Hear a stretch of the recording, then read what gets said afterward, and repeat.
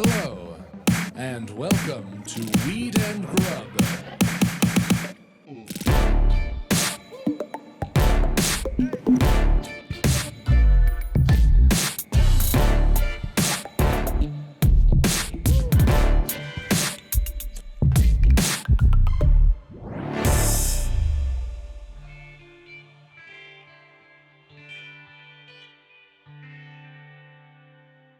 Just to add context for all of these episodes, yes. Can we just say that we're shooting a lot of episodes at once because we are going to be out of the country in the future? So if anything happens between now and in the future, And they're like, they didn't address that. yeah, They didn't address that. It's because we're not here. You don't know where we are in the timeline. Exactly. Nobody knows where we are. So welcome to 2021. We're our guest this week. Well, we are doing a new format, though, because we're hanging out with our cool guest for the whole app. Yeah, which I like. Yeah. I like when we can hang out with you and also get to the news, get to Buds of the Week, do all the things. Do the whole shebang. Yeah, so, all in one. Well, before we introduce our fabulous guest, how's it going, Mike? Oh. Whoa. Oh. She fucked it up already. And Take two. Producer Mark, please take this seat. I have been replaced quite quickly. How's it going, Mike? What up, Mary Jane? Good. Great, Welcome great. to Weed and Grub, everyone. This is a podcast about comedy, Cannabis, culture, cooking, calling shit out, and replacing me with Mark. 2 Marks. and great theater. And great theater. We have Mark Sitko with us, a favorite friend from I've known you for I feel like a decade At now? least a decade, yeah. Yeah. Going back to New York. Yeah, it's incredible. Hi, Mark. Thank you for having me. I'm excited to be here. I love the show. Yeah, so stoked. We met doing theater in Brooklyn, Yes. and now you are doing theater in Los Angeles. Trying, yes. I'm trying to bring theater of that ilk to Los Angeles. That's my goal, is trying to make work that is... I would love to have this discussion with you. Yeah. How do you describe downtown theater? So, what is the difference between downtown theater and the theater in LA? I mean, I would say that downtown theater in New York for me was just where it was at because it was experimental. It was fucking dangerous. It was interesting. A lot of the time it sucked. But when it was good, it was so vital. It was like, it would sear your eyeballs out. Like when we saw Sarah Kane's Blasted Yes. at the Soho Rep. Totally. That play kind of changed my life. What is Sarah Kane's Blasted? So Sarah Kane is a playwright who famously blazed out. I think she died before she was 30. Yeah, she committed suicide, unfortunately. She's a playwright out of England. Yeah, and she wrote, I think, only 3 or 4 plays. Totally, but they're epic and incredible work. And Blasted is famously a play that's almost impossible to produce because it's so fucked up. Like, it's beyond fucked up. The most fucked up shit that you can think of, she puts right in front of you. Like, there's a baby that gets eaten on stage. Yeah, it opens in the first act, and you have a man who's like sexually manipulating a somewhat mentally handicapped girl. And they're in a hotel room. He's older, and he's kind of like, coercing her into sex. And then through that act, all of a sudden, it's in Leeds in England. A bomb hits, and the rest of the play, London is at war, and England is at war, and you just watch what would happen if it happened here, basically. Like, what if we got bombed? And then you just watch this man who is despicable. Mm-hmm. Reed Birney, shout out. Torn to pieces, basically, by everything. But yes, Reed Birney was an incredible performance. And Marin Ireland played the lead female. Oh my God. And when, you're in the theater, all of a sudden it goes dark and the whole theater rumbles. And then the lights come up and they had actually blown the theater apart. Like, that was the blast. They actually moved the entire set back in the dark. So it went from this hotel room to a true bomb blast. And they just pulled the floor out and let all the furniture fall onto the stage. Wow. So you just had like this mess. You know? And then it's an incredible play. That's an intense. And Sarah Benson, shout out as well, directed it. Is an incredible director. She's the artistic director of Soho Rep, and for my money, one of the best directors we have in the country. Is this 80s, 90s, 2000s? She wrote it in the 90s, I believe, and it had never been done in the US. But we did. Soho Rep did it in like the mid 2000s, late 2000s. And you were with the Soho Rep at the time. Yeah, I was the technical director, but I did not do the TD work on that show. I cleaned a lot of blood out of carpet. Like, that was my main job. I just did laundry. Like, I was mainly a facilities manager, so they brought in people that were far more capable to do that, to pull all that off. But I was working for Soho Rep when that happened. Yes. So I guess that's where my mind goes when someone says, like, what about downtown theater? I think of Blasted. I think of the work that you were doing when we met, Rocky Philly and the show that we did together. Gonna see a movie called Gunga Din. Thank you. Yes. My work specifically. So trying to define downtown theater, it's really just for me pushing past the linear dramatic narrative, like something that is not just focused on drama maybe. And so my work, I would interview people telling personal stories. For the play that we did with Mary Jane, I interviewed people that had been in war, Americans who had fought in a war, not just like had been in the military, but actually had seen action. I interviewed a dozen people, and then I took their stories and cut them against our Hollywood versions of these movies. So I watched every American war movie. I took my favorite scenes.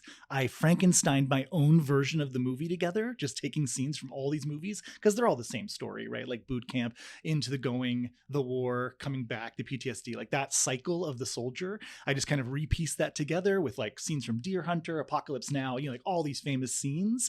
And then Mary Jane played like my general, my like Patton. And so she did all the big speeches and played like, in the like I love the smell of napalm in the morning, and like all of those characters, but told these real veteran stories while enacting these scenes physically. So you'd like watch a scene physically that you recognize, but you're hearing stories. So I'd strip out the the dialogue, and put this on. It was a cooking trip, because where's that joint? There's nothing that can train you for that. I have to say, it was one of the coolest and weirdest and most difficult things that I've ever done as an actor, because Mark was mapping these stories onto these physical narratives. So it was sort of like doing any of the like really intense physical theater training, but then also doing these like so you're like, you have to learn one physicality and then say something else completely different. So it's a total like pat your head and rub your tummy situation as a performer. And then you're also trying to sort of like bring to life this like very classic, iconic film moment. It was so intense. And do justice to these real war veterans as well, Yeah. right? So there's a bit of weight. Can I ask you a very actorly question? Because we have a great actor and a great... Would you prefer if I say actor, director, artist? Director. I like directors. Director. I'm best at that. I produce and I write and other things as well. But and champion weed smoke girl. So let's just call that out. Oh, fuck yeah, dude. The perfect guest. Yeah, okay. Artist, weed no smoker. wonder you said his name instead of mine. Yeah. How's it going, Mark? When you're learning physicality, that is very different from the words, but you're also having to figure out the motivation for both. Do you start process for you from a physical place and then a costume place, and then once you get the look and the feel together, the words come easy, or do you have to start from an analytical place and start memorizing? So this was really learning the physical before anything else. And it was it's from the outside in. So I think a lot of like American theater and method actor folks really think about motivation and that sort of stuff. And how am I feeling in this moment? And I have to live the experience in order to be able to sort of like present it on stage. And this is totally fucking different. It doesn't matter how you feel or what your motivation is. Truly, here are things that you have to do, and you just have to do them really well. So I really loved it as an exercise in, like, when I got out of theater school, for the first time ever, I worked with a Russian director who would literally position my body. He'd come up and he'd like put like a doll. He would like put my hand here, and he would, have me point at something, and he'd be like, "Now speak." And I was like, "What is this? This is so weird." But he actually got me to do different things as an actor through manipulating my physicality that I'd never done. And another director, Javier Antonio Gonzalez. Do you know Javier? Yes, I'd never worked with Javier, but I know him by reputation. Another director that I worked with who got me to do stuff by really like focusing on my physicality and then having me go from there. So it was really exciting to work with Mark on this, because it was truly like a whole new level of theater athletics in a way that I don't think I was very good at, actually. And we were working on the show with some people who were incredibly good at it. Danny, who is Danny Kruger. Danny may be in Moniece Clark. Oh my God, God, he's possibly going to be in Moniece Clark, which is the show that you're doing that we'll get to. Yes, exactly. And Sam, Sam West, one of my best friends, who's just like, they were so incredibly good at it that it was actually really intimidating, because they were both so physically incredibly specific and also in incredible physical shape. Like they could drop and give you 20 like real military folks, and I was like, I'm just me, But it was a great time. You're like doing a plank for 10 seconds. Like, okay. But I think I had the sort of like big energy maybe, and that's just what power. I brought. Like I've always thought of you as just a powerhouse as an actress, because I was a fan of Mary Jane's before I knew her. I would see her in things, and I just needed someone that could play Patton. She did the last scene of, Apocalypse Now, Brando, like putting the water on his head when he goes in to kill Brando. Like she did that scene. You know what I mean? It's like to find an actor who can do that scene. I just think you were one of the few people I could think of that had any chance. And you nailed it. You killed it. Thank it was you. Really good. I Totally. loved working with you. And then when I moved to LA, Mark gave me a role in Map of Virtue, which was the show that we did together in 2017. Which I have here for you. This is signed by Erin. Oh my God, this she is signed amazing. you a copy. The playwright Erin. Is this the one that KCRW covered? Yes, and, yes. Gave Anthony glowing Burns, reviews. Yes, really loved. And so, this was an amazing play. It's by a woman named Erin Courtney, who's incredible. And this play it's like a circular play, again, like trying to get away from linear dramatic narrative. It's about some people. It's a circular format where some people have strange coincidences going on in their lives, and they are trying to explore these. It's a gay man and a straight woman. So it looks like a rom-com, but it's not exactly that. They just keep running into each other and keep seeing the same symbology. And then eventually they get kidnapped together. So the play, like you feel like it's this rom-com happening, like, oh, these people have this connection. And then all of a sudden they get kidnapped and you're just in this room with them. And you see that, and Mary Jane was one of the kidnappers. Yeah, it was great. I had a good time. I had a good time on that one. And again, it was the power. It was a woman in the woods who had started a cult and was literally kidnapping members. Super fucking weird. My favorite. That's so fucking cool. Do you ask yourself questions like, why am I interested in these circular sign symbolism things? Like, do you know why you're drawn to those? Is it have to do with your own life? Like, no, that's interesting. That play is really just that it's an amazing play. I'm just looking for something. The way I would describe it is, when I'm doing my own work, I'm exploring to figure out how theater works. When I'm doing other people's plays, I want something that works in a way I've never seen a play work.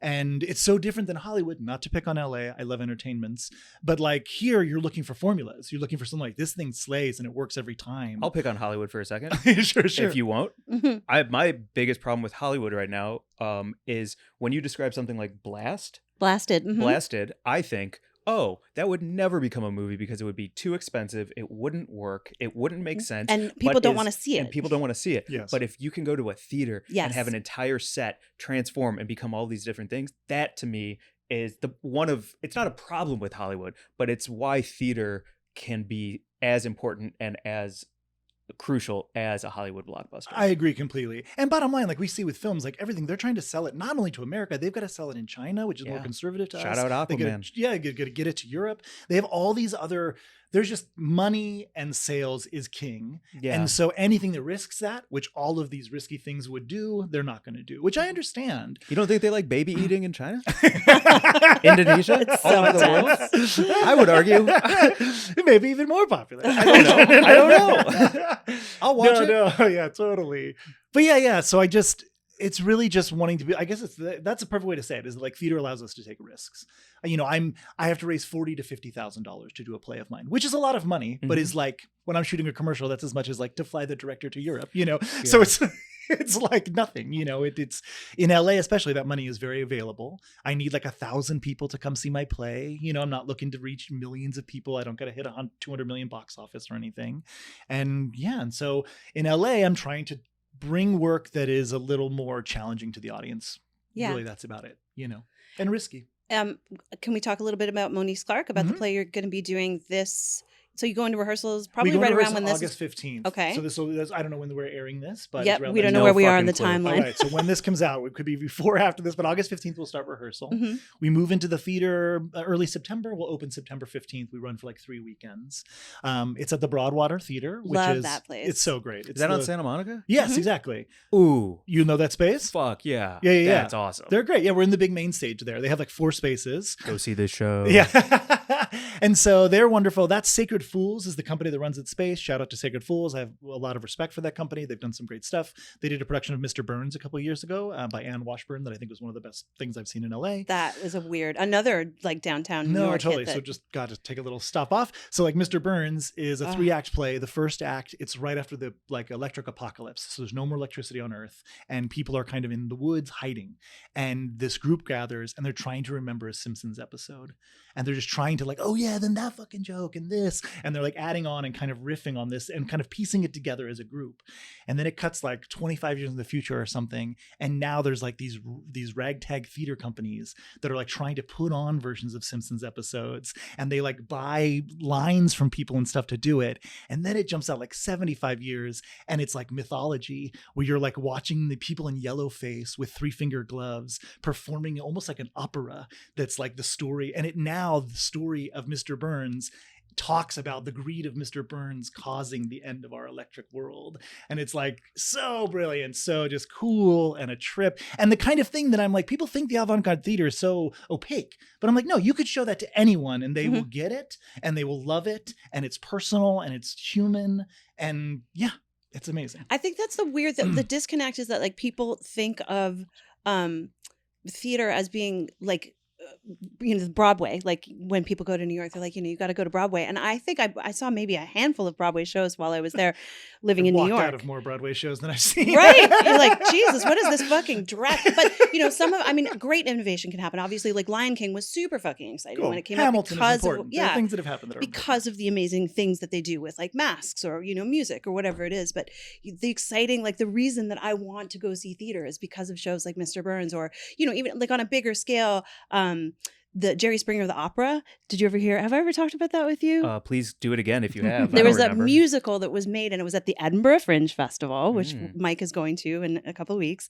And it came out of the Edinburgh Fringe, and it was Jerry Springer, like the famous talk show host, and it was an opera, full on sung, and they had numbers like 3-Nipple Cousin Fucker, and they went to hell in the end, and there was like a giant baby in a diaper on a swing. Like the whole thing was just so fantastic, and it played at the National. Amazing. In London, where I went to see it, and I ran at intermission to see if I could get tickets for the next show because I wanted to see it again.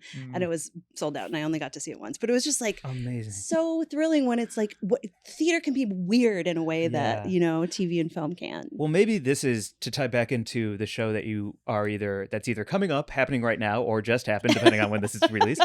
What I'm really hearing as you describe each of these shows is the fucking leaps you can take act to act, story point to story point. You can go to hell at the end of a Jerry Springer musical, and however you want to make that hell look, maybe that's where theater will be revitalized, is in taking these epic fucking chances that allow people to go places they normally wouldn't be able to go through a streaming service, through a podcast, through a movie, and you can fucking show these banana thoughts in real time, and that would bring theater back to the masses in a way that maybe we're craving right now, like that kind of like, absolutely, I feel coming out of COVID, right? People want, I'm sure you guys have been to live events, so you just feel it. Mike's on tour right now. Yeah, the joy that is in a room of people enjoying something together, laughing together.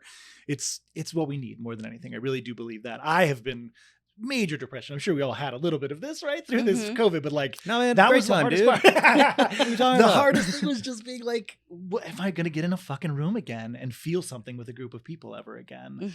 And there was a time where we didn't know it was honestly that scary. And then now to have it, as you see, Mike, and you get to go out and do that. Edinburgh's the best. You're going to love it. I went there with my college improv team. And so so fun. Just, awesome. We were horrible, but good, good times. Yeah. But you are going to love it there. I would love to talk a little about stand-up. So for me, I will, but wait, we got to keep plugging. Moniece Clark. We'll talk about stand-up after the news, and then we'll talk about sumo, and then we'll do Buzz of the Week, and we'll do all of that. But wonderful. I'm sorry, we're here. No, sidetrack with Moniece Clark. So Moniece Clark is written by LaShea Delaney. She's a wonderful playwright from New York. I would argue it's the best play I've ever read that isn't produced. So it's like best play anyone's ever handed me. And people hand me a lot of plays that I was like, wow, I want to do this. I asked her to do it. It's about a Black family that has a missing daughter. So I feel as a white man very just lucky that I'm able to help tell the story.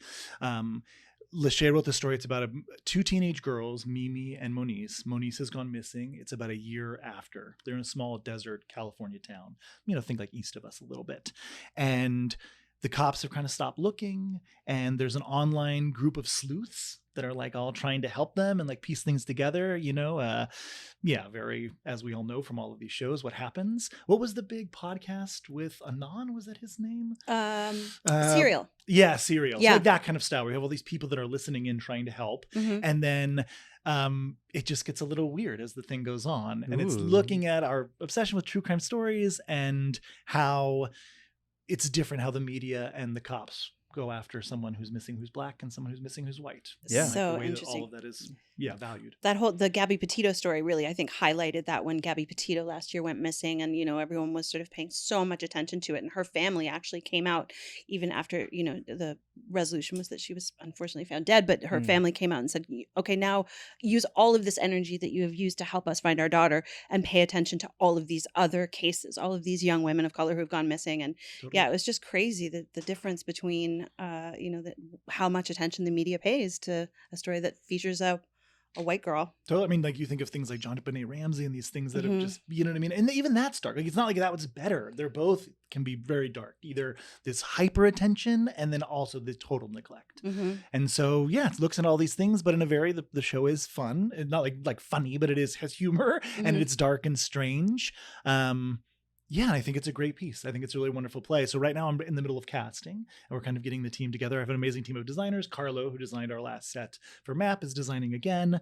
And that's kind of where we are with the process. It's so exciting. But it's been great. What does that look like to find a play like that? Like, do you just have a cool bookshelf full of things? Like, did you find that play and then you contact the writer and then you were like, I have a vision for this, but can we change this? Like, what does the pre-production look like for a I'm constantly, all of my favorite writers I'm like following. And then I have like a network in New York of people that I ask like, who's hot? Who do you like? You know what I Yeah. mean? Like what's interesting? Because I'm always looking for new voices, mainly because people that are already huge that I love, people like Anne Washburn they're already getting done at a much higher level. I'm trying to discover folks more. And I know writers that I believe in that maybe haven't written that piece yet, that I'm just like constantly reading their next piece and being like, oh, it's going to all like snap soon. You're going to have that piece that is like, this is it. This is the thing you've been meaning to say. I have a friend right now, David Myers, who I think has just written that play.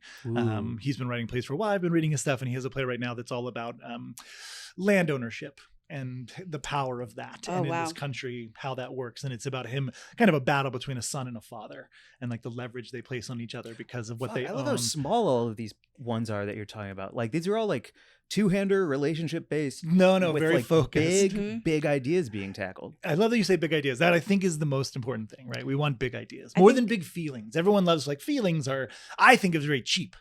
You know what I mean? It's like I can take a crib, I can take a kid, malform him, have something bad happen to him, like Pixar style, and it's like, oh, you care right away. You know what I mean? Like it's like all the feelings in the world, like we can do that real easy. Like that doesn't take much. But to bring a new idea, to reach past the already known, as Mac Wellman would say, to like get into the strange and bring something back that's valuable for us at all, is really hard to do. And that's what I'm looking for. And so, big ideas is, I think, the biggest thing.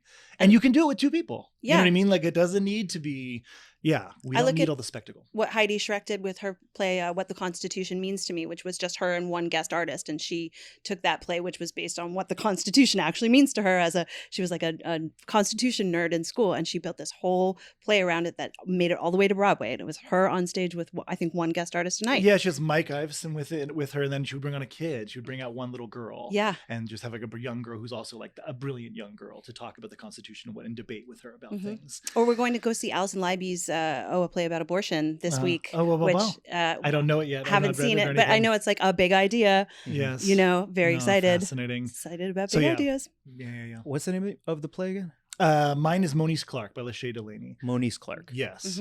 And so for this, so I have this network of folks that I'm reaching out to and trying to get plays. I knew LaShea personally. And so LaShea and I literally had coffee in Hollywood. And she was like, I have a new play. I was like, can I read it? She sent it to me. And I was like, immediately like, oh, can I do this? And like I said, she was nice enough to say yes, mainly because of MAP. She had seen MAP.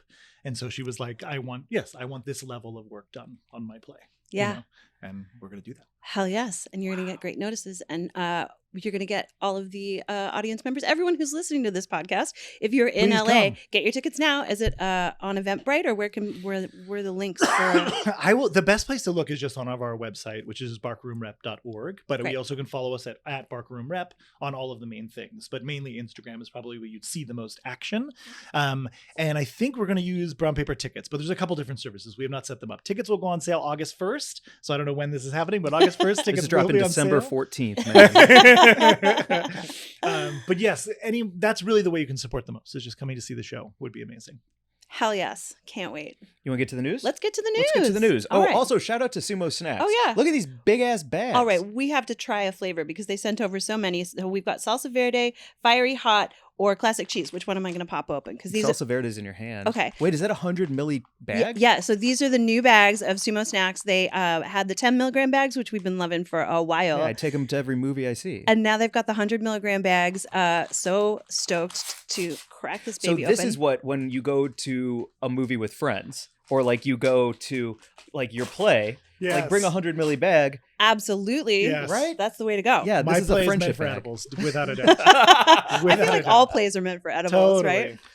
Or the No, right there's- right nice. kind of edibles. There's an amazing, it's this old Sanskrit saying about how art should be, like the judgment of art. And it's like 3 things. It should fit 3 rules. Like 1, tell you a little bit about how the universe works. 2, tell you a little bit about how to live your life. And then 3, it should appeal to the drunk. And I think that now extends to, the edibles. That's brilliant. That's awesome. Yes. That's brilliant. And it's Wow. that mix of those 2 things, which Oh my is so God. downtown theater, right? Like having Yeah. amazing ideas, talking about the universe, how we live our lives, but also we're going to have a great fucking time. That's right. Yeah. And that's what I'm going to attempt to do with my show that I'm working on right now that I hope you'll direct. I would I'm love to. asking you on pod. Wait, yeah, is this a fish? Because I know the show you're talking about. Mhm. We talked a little about it the other night. Yes, I would Yeah. love to. This would be wonderful. We've talked about it. Yes. Okay. Yeah. All Hello, right. cannabis world. You We heard put it in the air on podcast. Mm. These fucking SUMo Snacks are are good. so delicious. And I also shout out the even disbursement of the flavor powder per chip. It's It so is good. an even, perfect chip of flavor displacement, and you get a little stone. Why not? Yeah. So Good. go to sumosnacks.com. You can get a free sample. They'll ship you a Yep. free sample. Taste a couple flavors, see which one you like, and then get the infused version. World-class savory snacks with weed in them. Fucking delicious. Thank And- you, Sumo. Yeah. Okay, Grub Gazette. Grub Gazette this What do week, we got? presented by Marijuana Moment this week, is where I'm pulling up this article. And as of July 17th, and I Oh, know that you- this is getting... So we know where we are in the timeline. Yeah. But, I mean, when this releases March 22nd, 2023, maybe we'll be a little bit further along by then. That's Act 3. We're in Act 3 now. President Joe Biden says his administration is working on, quote unquote, plans to fulfill his campaign pledge to free people who are incarcerated for marijuana. This marks the first time that the president has publicly made a substantive comment about cannabis policy since taking office more than a year ago. Here's his quote. "I don't think anyone should be in prison for the use of marijuana," he said in response to a question from the New York Post. And then he said, "We are working on a crime bill now." And then the president added, though it's not clear what legislation he's referring to. And then none of the White House staff has said anything more than that. So it's a weak sauce news story, but it is news because Biden is finally addressing something that he did campaign on, which was to free pot prisoners and possibly to decriminalize marijuana, I believe. Look, the dude ain't doing too hot. So if you really want to get reelected or anything, you might want to make weed federally legal. That feels like a really nice card to play for all the right reasons, right? Yeah. Am I crazy on that? To just be like, yo, No. hit legal, open the gates, and give it another go. No. I don't think so. Here's my thing. I used to be super pro federal legalization. And then I looked into it because I wrote a story about all of the different pieces of legislation Is that this are the moving Rolling through Stone one? Congress for Vox. For Vox. And it was sort of an explainer about what's happening at the federal level right now and all of the different aspects and bills that are at play. One of the things that I learned through speaking with a cannabis attorney named Shalene Title, who's the head of a drug think tank called the Parabola Center, is that federal legalization, the thing that would happen with it quite quickly would be interstate commerce, and the amount of corporations that are waiting in the wings that already have interstate sort of abilities set up to dominate the industry would be really problematic. So we need to roll it out really slowly. And she was like, first decriminalize and then just let that sit for a couple of years, see what we learn, gather data, then start working on the rest of the sort of like federal aspects. But, we need to figure out what it looks like when states are able to, like when you can transport it across borders and when states are able to have commerce and interchange, it's going to really affect the small businesses who have really depended on being able to dominate their local markets. So you're saying first step, hey, Biden, he just listens, right? decriminalize. Yeah, I think Biden listens to this pod. Uh-huh. He's like, podcast? What's a podcast? I've never heard of a I've never podcast. heard about- Is that a gramophone? You put turn over the record? Anyway, you're saying first, decrim, meaning on a state level, state by state. No, federally decriminalize cannabis, so it's no longer a Schedule I drug. Okay. Just decriminalize it, meaning it's no longer criminal to possess or consume. Step 2. Would be in a few years, once you've gathered a bunch of data, then you could look at actually regulating it. But first, you just need to not make it a crime to have it. Got it. Like Portugal, I think, is a really sort of famously successful model for drug decriminalization. It's not regulated to sell everything, but everything is decriminalized. So you're just never going to go to jail for drugs. Cool. That's the first step. That is the first step. And data based on that will allow everything else to unfold. And in then a we can figure out how to manageable way. regulate it in a way that will actually benefit all of the local economies and the equity applicants who should be the first at the table, but currently are not.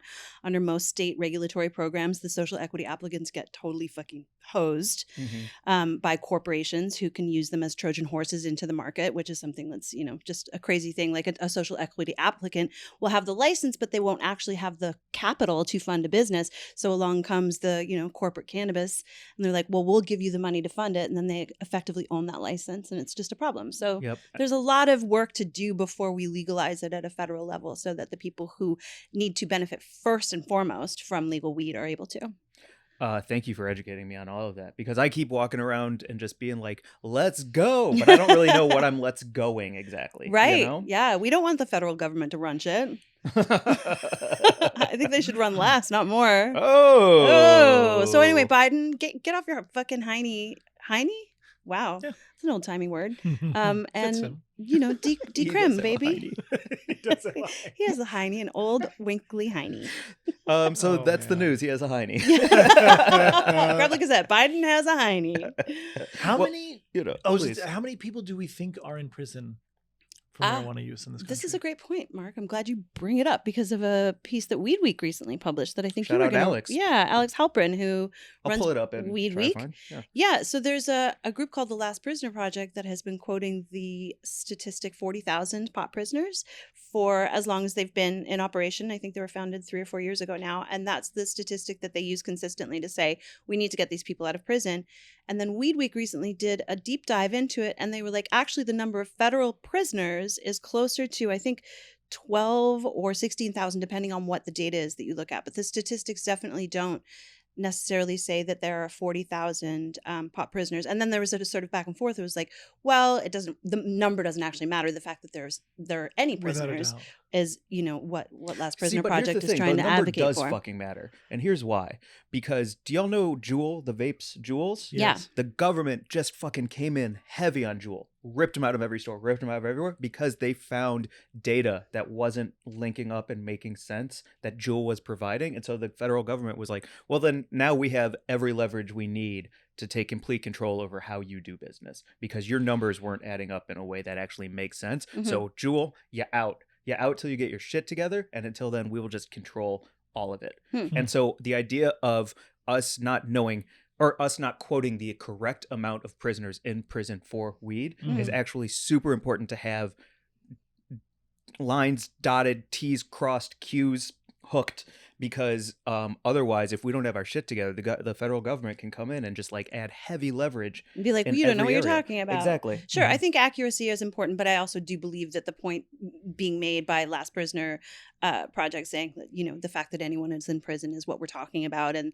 that we need to get every single prisoner out, that, obviously is their mission as stated, and it is important. And whether or not the number is exact may not matter. I don't know. It matters to me. I did see Weldon Angelos, who runs a group called Mission Green. He was a federal weed prisoner who I think served 13 years, and he now is an advocate and doing great work. And his group Mission Green predates Last Prisoner, and he came out and he said, like, yeah, I've been saying for a while that this number isn't correct. So I think there's a lot of brouhaha going around about all of it, and I'm sure there's some information that we don't know about that's behind the scenes. But I don't have any interest in any infighting within the community, but I do have an interest in knowing the facts and keeping them straight, so that when it comes time to like push back on anything, like the manila folder is thick with accuracy. Do you have the WeedWeek article there? Yeah, I do. Here, let me scan and scroll. What's your feeling? I mean, you seem like you've smoked weed since you were maybe 9 years old. No. I started in college, but I was like, it was very straight. And then strangely, I don't know what. It was one of those things, I think, because being raised in like a Republican house, I was just like, I was scared of it. You know what I mean? It, like the propaganda had worked, and then tried it and immediately fell in love. You know what I mean? It was just like, oh, this is my drug. Yeah. Right. And then since then I've been a daily smoker since I tried it in college. So I'm like 20 years in. And with all of that, do you think it's made for better art? Yeah, that's interesting. Ooh, this is a whole thing. So I think that a lot of artists that I know are in the most, I mean this in the most charming way, mad in some way, right? Mad crazy or mad angry? Mad crazy. Okay. You know what I mean? But I mean that in a delightful way. You know what I mean? Like there's something different about the greatest artists I know. And I think weed is a great way for people to medicate themselves when they might have ways of looking at the world that could drive them crazy. And so many geniuses that we know in the world take their lives. And for me personally, I think weed is something that could keep me, not that I'm suicidal in any way, but from like losing my damn mind, you know, and especially as the world is melting around us, you know what I mean? And like we're seeing women's rights and gay rights and the rights of people of color being challenged in a way that I did not expect in our lifetime. Right. That I think that, yes. So it's like, I don't know how it actually leads to art. I mean, I think a lot of artists smoke and do different drugs while they're making work. Of course, totally. I would imagine so. I think the Beatles got a hell of a lot better once they figured those things out. 100%. You know, and it's like we see these shifts in the work, right? For me, it just helped me open myself up. But I found it at such a young age. I don't know what it would have been if I didn't. So it's hard to make the comparison, but it will open your mind, you know, and it's part of why I moved to New York. And that maybe is even the most valuable thing you can do is just get out of your hometown, right? Like no matter where it is, even if it's LA, wherever it is, New York, even if it's New York, like go other places. You need to see more of the world. Preach. And so drugs help me get to that. If we lived in a nation that was populated by people who were well traveled, I feel like we would be in such a different place. I feel like that small town mentality, which is so wonderful in so many ways. I truly do. I mean, I come from a very small, a relatively small place, and I think that like hometown pride and all of the things that you can associate that are like that I think are positive about the small town stuff is also, you know, part of the problem when you just have never seen the way other people live. And you know, I mean, that's obviously an easy platitude to say, but like just leave your town, go see some stuff, go to a place where you don't speak the language, you don't know the customs, get out of your comfort zone, eat some weird food. Yes. Try some drug you've never tried. Open your mind. Be safe about it, though. We have connections with all these people. We were talking about this a little bit before, Mike, about just like you go to these other places and, you know, you're on tour right now and you see these other places where people are different than us. But there is a connection. We are, you know, I would argue that people on the right, as my shirt talks about, like Fox News is a propaganda machine that is affecting these people. And like we can still reach them and talk to them. There's the human side is more important than that. Yes. And so, you know, all of that. What did this? Oh, so I think we should just put the link to this whole story in the show notes because the WeedWeek story really goes through a whole bunch of statistics, calling this 40,000 cannabis prisoners number into question. And there's so many different statistics cited in here that just through doing a quick scroll, I can't really encapsulate it quickly. So we'll put the link in the show notes. It's really interesting to do a dive into it though, because there is a document that concludes that the 40,000 number dramatically undercounts the number of prisoners, and also that there's another person that says it's a huge overcount. So obviously it's still up for debate and the debate rages on, but we'll put that link in the show notes. So and that's also why it's important because like all of them should be out, but how much is all of them? And how do we not know? And how do we not know? How do we not know? That's It's like such fucking great question. Because we have statistics on, you know, everything. I feel like there's, you know, it's just well, I guess not though too. I mean, America is like really great at obfuscating numbers and like, I mean, just look at the COVID data. Like it's depending on who you ask, it's either still raging or not a problem. So. Right. Wait, are you saying that everyone in cannabis should wear a gold star and get a tattooed number on their forearm, starting from 1 and just going up to anyone in the industry? Is Say that what more. You're saying? Say more, Mike. You're not going to support this Why don't joke? you take that rope that you just tried to hand me and hang yourself with it? I'm going to just let you just go. I'm taking theater risks, baby. Yeah. Oh, look, you changed color. I did. I'm like, I got thought maybe hot. we would play a quick, risky game, and instead, on me. Yeah. Quick, risky games with Weed and Grub. Never a good idea. Never a good idea. So, Mark, what up, man? Let's talk about comedy. Yeah. Like real comedy, not hack stuff. Yeah. What is your relationship to comedy? Do you like it? Do you enjoy stand-up? Yeah, I grew up like loving stand-up. And so that's why I want to talk with you about it. Like, I think of it as like, it's like the closest thing we have to like prophets, right? Like there's something that they're able to say on stage that like, you just don't have opportunities to say other places. And for me, it was like Bill Hicks as like my sacred stand up, but like Richard Pryor, you know what I mean? Like that era, right? Carlin. Eddie. Mhm. Yes, exactly. Like all through there. And I always love ranters. So like, even like Lewis Black, who's like maybe not on the same level as some of the other people we mentioned, but we've mentioned, but I like people going off, you know what I mean? About whatever they passionately believe in. Yeah. And so, I love this idea that you're able to do this. How did you come to stand up? And like, I don't know, just let you talk about it. Well, I mean, on the Bill Hicks tip specifically, I feel like I'm finally, this is like my 6th year doing stand-up roughly. Like I dabbled with it a bit in Chicago, but I really started taking it seriously when I moved here to LA. And I finally feel like I'm at a place in my ability to have my own voice, my own thoughts, and make them funny enough to listen to, that I do feel comfortable taking those chances to have an opinion on the world and have an opinion on things the way that somebody like Bill Hicks does. I tried it quite a bit earlier in my career, especially in Chicago, and I hope those tapes never resurface, because they are just like, they're either hateful or they're unfunny, or I just don't know how to thread that fucking needle to do the thing I'm trying to do. But I'm trying, but it's bad and it's not okay, but I'm trying.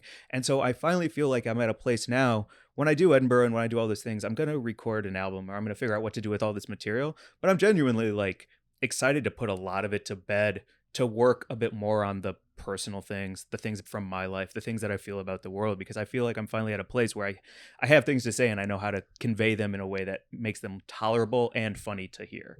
Totally. But honest, And so I'm really excited for where I'm at in stand-up. But I would also say that stand-up is in a very exciting place, especially this week. Stand-ups are kind of taking the power back from the institutions in a weird way right now. What do you mean this week?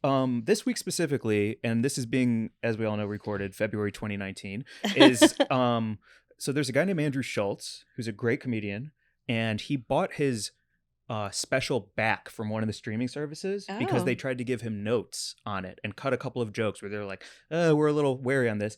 And so he just bought it back and he's going to put it on YouTube, and the stand-up community is going to see what that looks like to never get notes again, monetize it on YouTube, have complete freedom. I mean, specials are incredibly expensive. I would imagine it's probably the same price as putting a theater show together, would probably be the same as filming 50K? a stand-up special, right? It's gonna be 50K. more. Yeah, it's Yeah. gonna be at least, yeah. But To like that- rent the theater and get the whole thing done, right? Right. Yeah. And so how do you monetize it, make your money back, and do all these things? But that could also mean you never again need to get notes from anywhere. And if it's on YouTube, it can reach all over the world. You can chop it up into clips and put it on TikTok. You can chop it up into clips and put it on shorts on YouTube, Instagram. You can really put it everywhere in as many different formats as possible. And if you can actually make money doing that, then you never have to have a gatekeeper again. And you own it. And you fucking own it. Yeah. And so it's this really exciting time where you can shoot yourself in the foot, or it could be wildly successful. But either way, it's nice to yours. have it. It's nice for it to be yours. Just like a theater piece where it's just like, nope, this is what we believe in. Yeah. We have done the best we can. Let's take ownership of it. That's the other thing too between downtown theater and Broadway. That's the difference, is that Broadway is owned. Broadway is investors. Broadway is, Beanie Feldstein's family bankrolling her in Funny Girl. Broadway is a totally different scenario. And when you look at downtown theater, that belongs to the artist and the theater and the people who created it. Yeah. And that, just like stand-up comedy, that's so exciting to hear. Like, because there have been comics who have, like Conan O'Brien famously lost all of his IP when he left his show. 100%. Then he got fired in like a month from Yeah. his new show, right? So just to own your stuff, that's really exciting. Also, shout out Kate Bush, who owns all of the fucking rights to all of her music and is making bank because 40 years after her hit song "Running Up That Hill" dropped, Stranger Things put it in their thing, and now she's getting all the money. Hell yeah. So owning your shit. Own your shit. That's cool. So I guess this is a good place to say, like, in addition to supporting us and our sponsors like SUMo Snacks and people and places we believe in, I don't know if you like Andrew Schultz's comedy, but if you can support him in this venture, it actually is a much bigger idea than just one person putting out a special. It's all about like having a system in place that allows you to do what you want because you believe in it. What is he going to charge on YouTube? Great question. You don't know? I'm Great. just curious. $420. Hey. Just a suggestion. Because you can hit so many people on YouTube. You know what I mean? You think if it was $5, Yeah. it's like, you could easily make that money back. Yeah, well, Yeah. and there's also donations that you can do through places like YouTube. So like Louis C.K., he just put his album out, put it on his website. You pay him to his website. That money goes to him. But the problem with that is that now you have to... The problem with that is that he's Louis C.K. I'm sorry. I just got to... As a person in the room who is, Anti-Lou. a woman. Yeah. Yes. Yeah. You can't jerk off in front of people. I'm sorry. Anyway, go ahead. You just can't. Valid. What? Yeah. You really don't think- Unconsensual jerking off is not cool, and that guy is Without not permission. cool. And he affected people's careers in a negative way, and he's never assumed responsibility for that. Fuck that guy. Carry on. Word. Well fucking said. That's why we do this pod. The point is with somebody like Andrew Schultz and what he's doing is when it's behind the paywall on a website, you probably have to like that person enough to go to the website to find it to pay the money. Right. But by having it on a place like YouTube where it's donation based, maybe he can charge for it. It's just global access at the highest level right now, and it's a really cool like way to possibly do things in the future. That's awesome. Yeah. And younger generations, it's like all they're doing. You know what I mean? Like to tell a kid they're going to get an HBO stream. Like, are you kidding me? You know, somebody's in their 20s right now. It's like, no, I'm on YouTube. I use these things and like, Yeah. whole apps that I don't even know about. Yeah. But you know what I mean? Like they are not using the traditional. I would also say television that it system. goes back to like what you're doing in theater, where you're like, I found a play, I want to fucking do it, let's put it up. You can do that in anything Yes. now, which is so exciting. Like you don't Yes. have to wait around to like pitch a show and then go through a round of notes. Like I don't know how much anything costs at all. Like we do this podcast, we just got video this year, man. Yeah, like I thank don't know how God. things work. Thank you, know? Mark. Yeah, but I'm amazed you that know, on stand-up sets that they get notes. That's how naive I am. I didn't know that. I assumed that it was sacred and that they came in and they filmed it. Maybe it was edited, but the straight up to be like, no, you need to change that joke. I Yeah. knew that was always when you're on like late night shows. I've always heard stories of that. Like ABC doesn't like this joke. You've got to change this to this.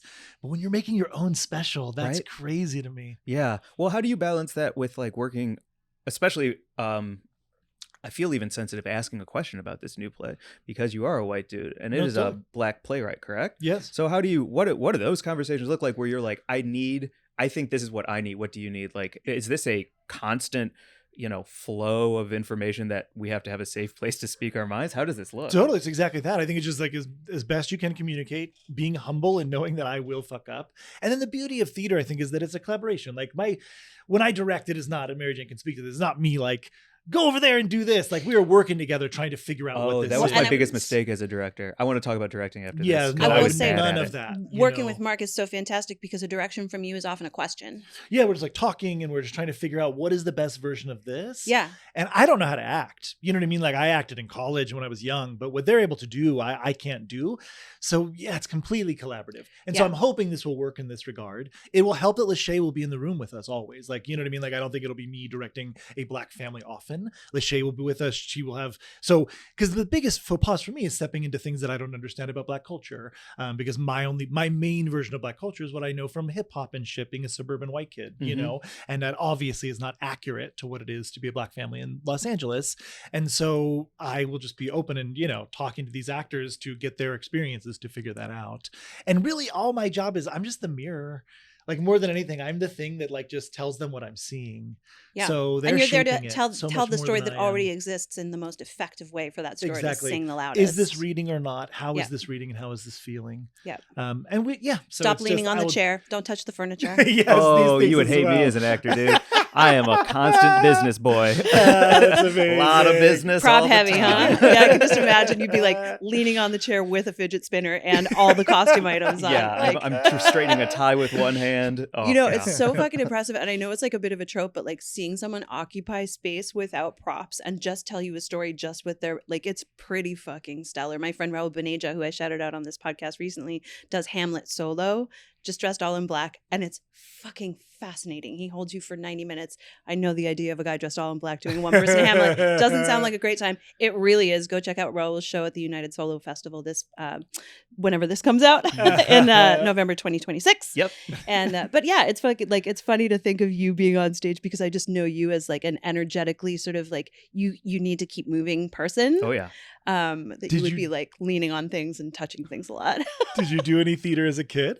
No. Here, if I were to make my like areas of things, I would say that no theater as a kid, but tons of improv in Chicago. Okay. Really fast on my feet, really quick witted. Made me lazy because I never had to write anymore. I could just show up, fucking have a whiskey and just be funny as fuck, and then go home and be like, we did it, baby. But like there's nothing like No script, no rehearsal. Exactly. And so when it came to stand up, I just did all crowd work all the time because I could do it and I was great at it. But I was like, oh, but that's not sustainable. Like there's no body of work in that I would be able to put out like as an album or There's a no piece crowd of work album, right? There's tons of crowd work albums, but I lose my ability to say anything about myself or things I believe in. Right. Because I'm tearing apart NASA or wherever this guy works. You know what I mean? Yeah. And so retroactively, I had to learn and get better at sketch and acting. And I'm not very good at either, but my dream would be to be able to be good enough at like doing less with lines and knowing my lines and keeping it good, and then letting someone just let me fucking go off. And that's how I book all my commercials. Can I just say on that note, because I just recently helped you do an audition and put you on tape for something, and I just asked you to do less, and it was really cool to watch you do less and be so fucking compelling in that moment. It was a great audition. I hope you booked that fucking thing. And then right after that, I think that same night, we were watching someone, I can't even remember who the actor was, and you were like, how is that actor so good?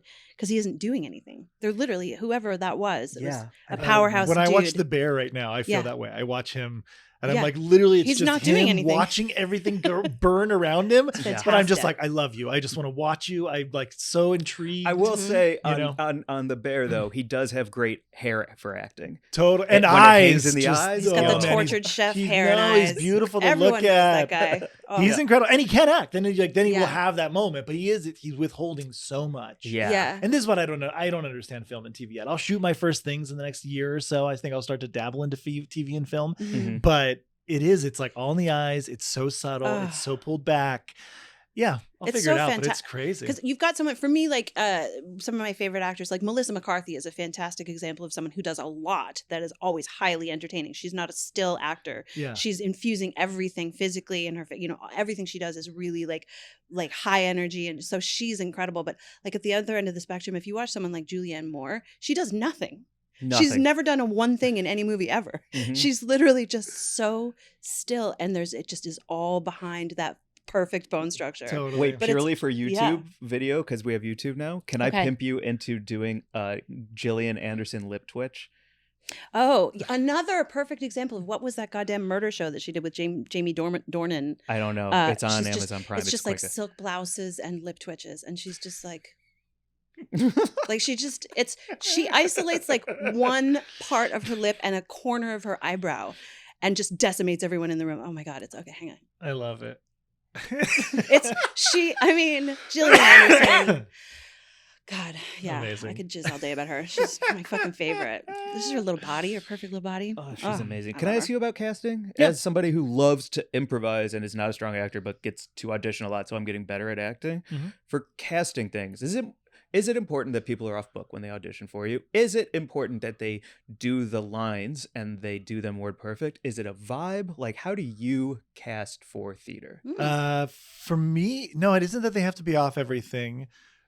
So, okay, lots of ways I could talk about this. I was in the room once, Michael Stuhlbarg. Do you guys know who Michael Stuhlbarg is? Yes. So Michael Stuhlbarg, he's in Call Me By Your Name. He's like in the end of that, but he's an actor from New York. He was also in The Shape of Water. Yeah. I did 2 shows with him at Classic Stage Company. He's incredible. Coolest. And he was like amazing stage actor in New York. So we were doing a thing at Soho Rep, and it was like Sarah Benson was directing. It was for a gala. They were bringing in celebrities to kind of like read some things. And they brought in like Ed Norton, Parker Posey. I don't mean to talk. I realize all the public names. These are real people. No, but I mean, like, so that they come in and you see them doing downtown theater work, and they're struggling. Like, it's hard for them. Like, because they're film. It's just not what they do. Yeah. But Stuhlbarg comes in, and they're all like reading off the script and stumbling and stuff. And they're not auditioning. It's something they're doing us a favor. They're going to do a thing for rich people so that they give us money to go eat at a fancy dinner. You know what I mean? So it's not like that's what this is. So much of theater fucking charity. Yeah, specifically what it is. But Michael came in and he did like a version of the monologue. He's like looking at it and then he puts it down and does it. And you're just like on the ground. And then he finishes and he goes like, but I thought it could also be done like this. And he does it again, totally fucking different, but just as nuanced. And you're just like, you're a god. You're like a god.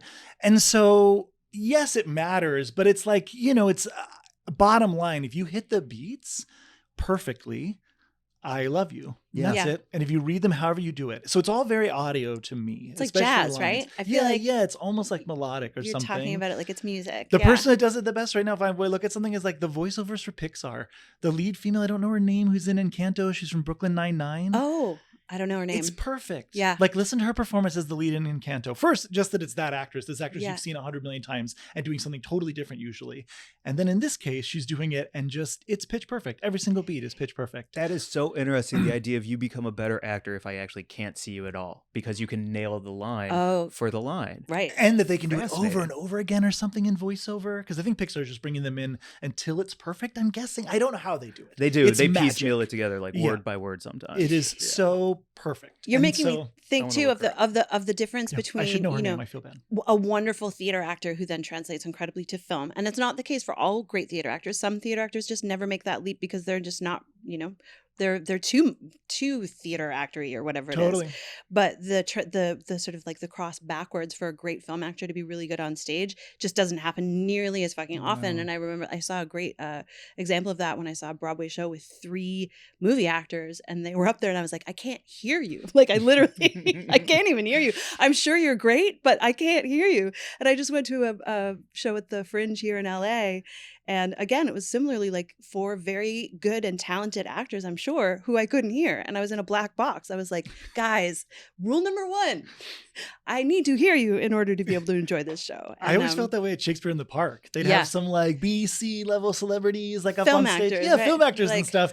And it was like, this is a 2,000 seat outdoor amphitheater. Like, you need to work in a very specific way to do this. You got to fill that fucking space. Yeah, man. It is like, you're Woo. getting to like opera singing style. You know what I mean? Like, you've Yeah. got to, that's real projection. Yeah. And they're even mic'd and stuff, but still. Yeah. But when you I hear saw someone Meryl like- Streep in that space, you see Meryl just kill it. You know what I She's mean? Where she like can go amazing. back and forth effortlessly. But I think of someone like Amber Gray, who, fills the space with like every rib is like expanding with each breath, and her power is just like reaches to the fucking back. It's so cool. But that's very you. Oh, You know what I mean? Like I said, like thanks. the power of that filling that space, I think of you.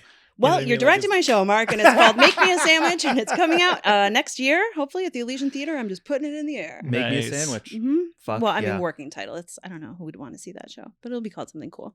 Okay. Yeah. I can't wait to attend. I'll be breathing into the back corners. Hell yeah. Yeah. Stephanie Beatrix. by the way. Oh, That's her name. from Encanto. Yes. Yes. Great voice work. I also wanted to ask you, like, when it comes to comedy and, like, I don't know, do you like it? Like, do you really like comedy for Like real? stand-up comedy, or what do you mean? Well, like, why? We were talking the other day, and like somebody was like, there hasn't been a good comedy movie in 10, 15 years. And I was Oh like, my what are you God. fucking talking about? Barb and Star, I will watch every day until the day Everything I die. Everywhere All at Once. I thought Everything was Everywhere- fucking amazing. Dude, it's so comedic fucking ride. I funny. laughed my ass off. Fucking yeah, totally. Michelle Yeoh doing physical comedy. So Yeah, good. fuck yeah. When Yeah, Jamie Lee Jamie Lee Curtis, Curtis, with that dude. fucking punch down the So stairs. I was Come laughing, on. delightfully giggling that whole Cool. film. So you really do Get absorb and you Out. go out. I think Get Out was one of the funniest things I've seen live, like in a room full of people laughing at myself. The Mhm. dad in that, the like liberal, like you know what I Oh. mean, like Yeah. just laughing at myself. The being second like, time I "You're saw it, I assholes." laughed. The first time I was terrified and it fucking shook You me so know, hard. it's like- The second time I was like, okay, I see the that's funniness. the brilliance of it. You know, it has all of that there. So good. But no, I think there's definitely good comedies. I mean, there's a difference, right? There's something, I feel like 9/11 changed things. There's like a whole different world. And we go back and everyone loves to point at the Ghostbusters, Raising Arizona. Sure. These are like fucking amazingly funny movies, but we've like lost our innocence or something. We have to look at ourselves differently on this side. And it's Mm. harder to laugh, maybe. And we laugh differently. It can't just be totally fucking silly or something anymore. We need that though. I feel like maybe we're gonna get back to it, but that's what I feel has somehow been sucked out. The like fucking what was the cum in the hair, that kind of just Oh. stupid- Something about Mary. yeah, like, and even though that shit's sexually offensive, don't get me wrong. Again, we've made progress in other ways that also may challenge that work. But just stuff that, like, our Airplane, just a fucking run of jokes. We're not even in reality. Yeah. Doesn't fucking matter. We're just Mhm. laughing. And that's maybe truer to life than fucking anything. Back to like talking about theater, the whole point to me is verisimilitude. Like, how much does it look like life? And these things we're watching, these MCU entertainments and shit, don't look like life at fucking all. It's all too put together. It's way less chaotic than it should be. And it's too fair and just. To Yeah. depict what life is. And so we need things that look more like life. And I think that, yeah. So like, I think in a lot of ways we got to get weirder and crazier. Ooh, Yeah. that's You know? exciting. Get weirder and crazier. That was my favorite thing about Everything Everywhere All at Once, was just how, Totally. that when you finally get to that scene with the rocks and it's like 8 minutes long and there's no audio and you're like, this is fucking perfect. So bold. So well done. I hope so Ugh. many people see that they just knew nothing about it. That, like, yeah, going to that film without any didn't like that previews, movie, knowing nothing. I is don't like you. Wonderful. I'm just No, saying. it's so good. It's so good. And to see Short Round, you know what I mean? Like, I hadn't seen that actor in fucking 30 years or something. Yeah. Yeah. And to have him just slay it. Ugh. He was so good. That's a great film. So yeah, I do think there's still good comedies. But I also, there's also, anytime you have to be PC and you have to appeal to the masses, it's hard to be funny. Then you end up with like that Anne Hathaway Rebel Wilson movie, which I was so excited about, and then I saw it and I was like, oh, what a bummer. Like, these are two actors who, if they were given the opportunity to get weird, I feel like they would totally embrace it. And yeah, it was just like so fucking, boring. So what was your biggest failure in theater? Did you try to do something that like, oh, we're gonna do it, we're gonna push the limits, and then everyone was like, hey man, no. No, that's interesting. What was I don't know. Wow. All of my stuff, like MAP had crazy, like winning some of the best theater in LA articles. And then also the LA Times being like, we don't get it, So like, I've always had reviews that break my heart, that just like crushed me. My moment when I think of what you're saying the most was putting up a show. And I had the New York Times come. It was called Tube. It was after Gunga Din. Oh, yeah. And it was me. This is early YouTube. And I was just looking at the whole play. Was just people reenacting the early YouTube videos. And it had to have at least 1 million hits. It was things like the fat kid with the Star Wars. Absolutely. These kind of lightsaber. videos. Yeah. Early, like almost meme videos that were going around. And we were reenacting them live. We would, with a live camera, we had a tower of TVs. You could choose to watch it live, or you could watch like as we're filming it, the loop, like watch it. And the writer from the New York Times came and he was laughing his ass off and just having the time of his life. And I was like, this is it. I'm going to fucking blow up. And then he ripped it apart. Wow. And I was sitting there reading that and just so crushed and realizing I owed this theater all this money. That's the hard part. It's like that you're financially tied into this bullshit as well, as a kid in New York making no money. You know what I mean? Like, I was an adjunct teacher at the time. You're just like, oh. And then my mom, out of love of me, like I think because she knew I was doing the show and stuff, she was just going down nostalgia and she was posting pictures of me as a kid doing plays on Facebook. And I was just weeping, being like, take this down. Like, there's a New York Times article out right now calling me a hack. You can't post pictures of me as a baby doing theater right now. Oh. And it was just like that, and calling her and asking her to stop, and her feeling so bad and stopping and being very sweet about it. But like, something about that moment was like what maybe you're talking about, where I was just like, what am I doing? What are we doing? Yeah. But at the same time, you keep getting up and making things. You do. And it's always been better. It always gets better and better. You just make me think of when I made a play called Burning Cage with my partner, Nicole Dufresne. Our first review called us axe grinding feminists and was like, this play is just, we don't understand what these two women are doing on stage. Two women talking to each other about blah. Wait, did you talk about dudes the whole time or not? No, we talked about each other. Mary Jane, yeah, you gotta that's talk all about that. dudes the whole time. It was a fucking great, weird show that was based in MK Ultra, and there was like fucking, walls melting. It was very weird and awesome, and we loved it so much. We were so proud of it. We took it to our first stop, which was the Minneapolis Fringe in 2002. And yeah, we got this horrible fucking review, and they called us axe grinding feminists. And we were like, oh God, no, we have like 5 more stops on this Fringe tour. And we kept going though, because we were, undaunted and in our 20s and very fucking, full of ourselves.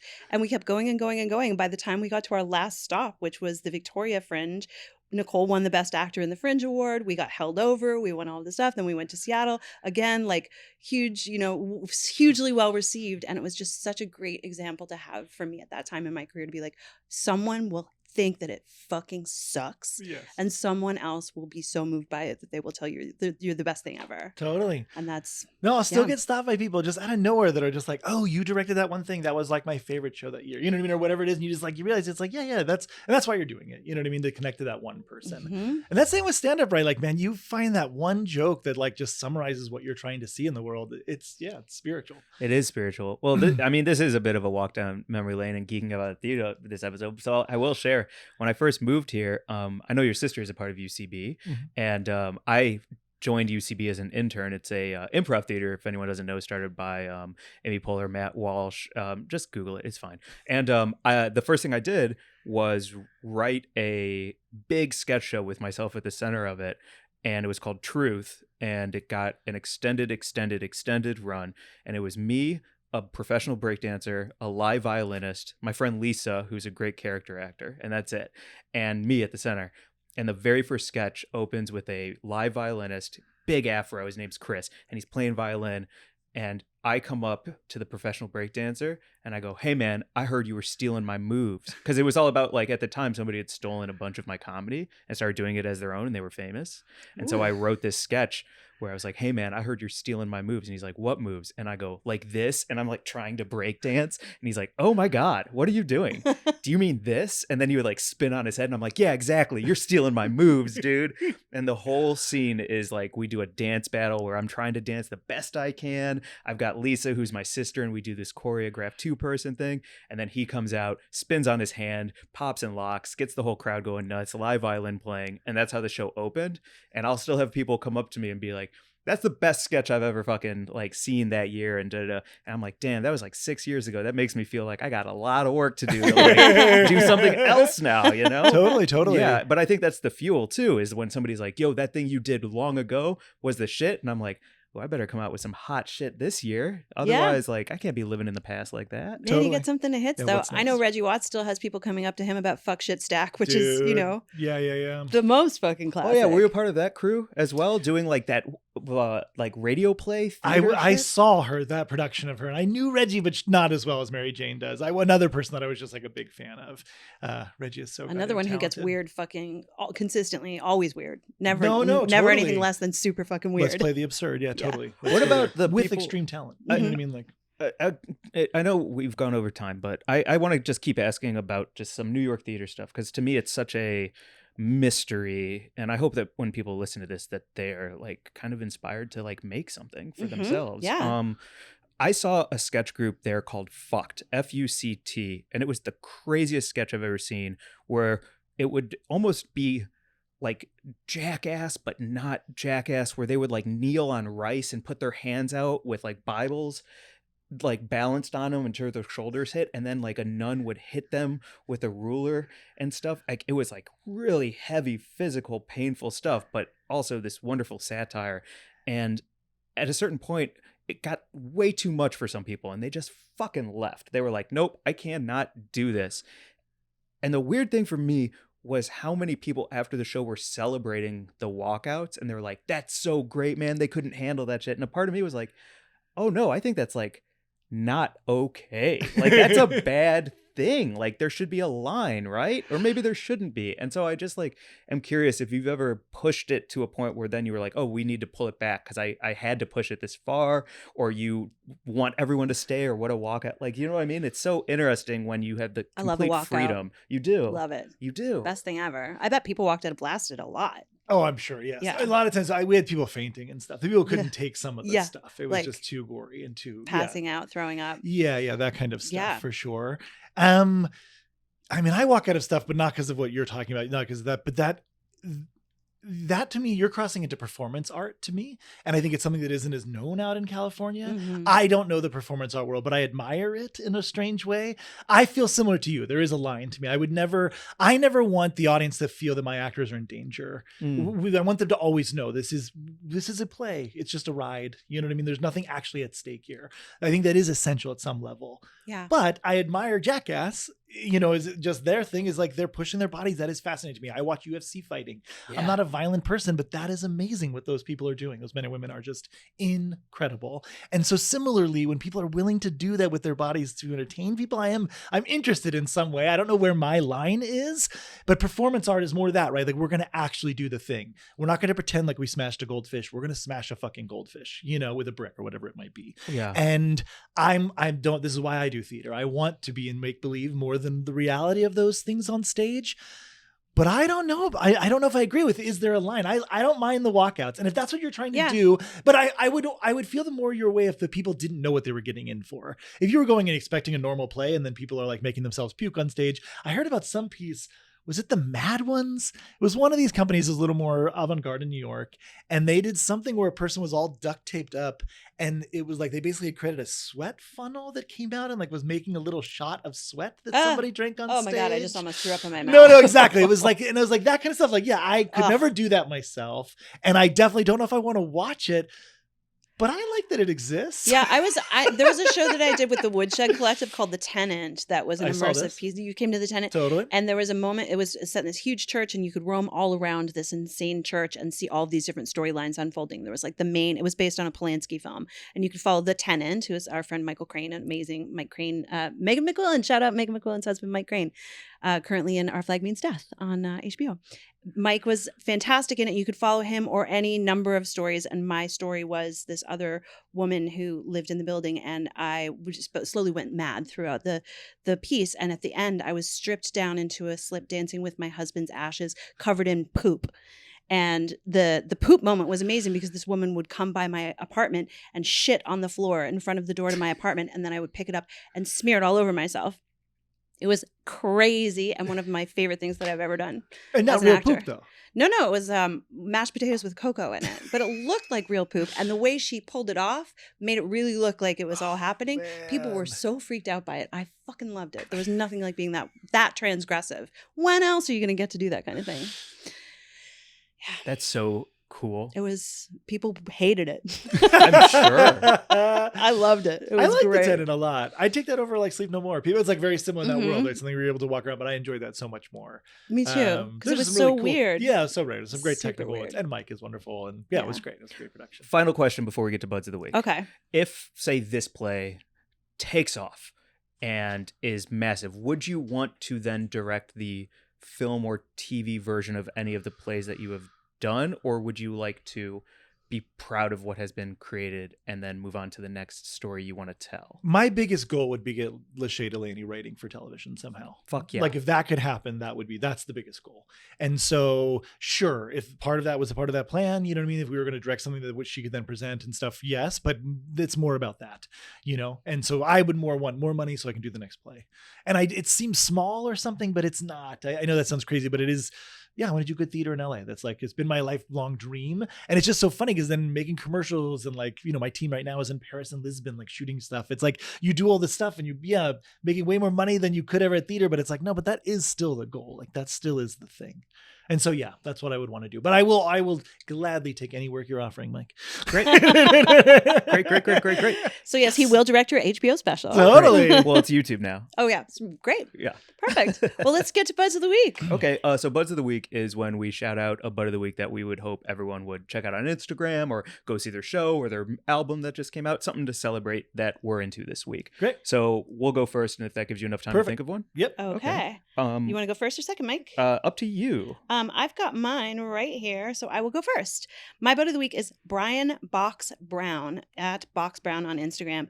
Fantastic comic artist. He makes comics in Philadelphia about weed, and he has a whole series called Legalization Nation. Go and Birds. it's just the most Sorry, what? Big Eagles fan. Go Birds. Oh yeah. Come on, Culpepper. And he just makes this incredible strip called Legalization Nation that breaks down things that are going on in the legal cannabis industry in a really funny way through a comic strip. And he's just fantastic. And I've learned so much through following him. So follow at Box Brown. Check out his series Legalization Nation. Support an independent comic artist doing cool stuff. Awesome Bud of the Week. Yeah. My Bud of the Week this week is _Jared Hazen. Jared Hazen is Hazen. And going back to what we were talking about, where get out of your town, we met in Alaska the first time I was there performing, and he came to the show. We hit it off. We had a great time. Recently, he moved to Tennessee because he was like, I got to get out of the scene here. I want to be a great comic. He went to see somebody headline, introduced himself. They gave him 5 minutes. He did so well that they were like, open for me tomorrow. So like, you know, you got to take these leaps. You got to take these chances, and you got to move out of your town to see what's good. So congrats to Jared. And he just posted a bunch of shows on his Instagram, and he's hopefully going to have even more to come. So follow _Jared Hazen on IG. Great butt of the week. Awesome. My butt of the week is Alfred Shivey Brooks. He is a high school teacher in Atlanta, I believe. He sells these t-shirts through Alfred's Laundry. If you go to Alfred's Laundry, this is I'm the teacher Fox News warned you about. He has a bunch of awesome other t-shirts, things like this teacher's returning to the classroom. I may find some that are really amazing. One second. America will force a child to be born, but will not protect them in schools. You know, things like this. Yes, And good shirts. Provocative. Yes, Important. wonderful t-shirts. Sells these t-shirts, and I think all the money goes to great things with kids, so I highly recommend. Hell yes. Awesome. Yo, thank you for making this happen, Mary Jane. What? I don't know. You were like, yo, let's get Mark on. And I was like, I trust you, and I'm so glad to meet you. It was This has been wonderful. amazing. Yeah, this is the perfect combination of like weed head talk about cool art and all the things we love. And I'm just so glad to see you. It was great. Um, Thank you so much for having me. I appreciate it. Thank you for coming on. Everybody go check out Moniece Clark. It's going to be at the Broadwater Theater in Yep. September. Yep, it's going to be September 15th. We'll be opening. You can follow us at Barker Room Rep. So it's BARKER Room Rep. Yeah, so we follow that on Nice. Instagram, Twitter. Yeah, anywhere you can find us. Fantastic. Sweet. Ooh, I'll be back in town by then. Yes. See you there. We'll Sweet. go. We'll go together. Wonderful. I had the best time. Follow Same. us on Instagram at weedandgrub.com. No, Nope. wait. I'm stoned. Hang on. Those SUMo snacks really work. I am high also. Shout out Sumo Salsa Verde. I got a little twinkle in my eye and a chip in my tooth. Follow us at Weed and Grub on Instagram. Email us at wg@weedandgrub.com with questions, comments, things you want to hear us cover. Leave a review. Give us 5 stars. Send me a whisk pic. You Yeah. know. Oh, there was another pick. Oh, we'll do it in another episode. You thought of a new type of pick that you want people to DM. Just you. send me pictures. I'm lonely, you know. Bye, everyone. Bye. Bye.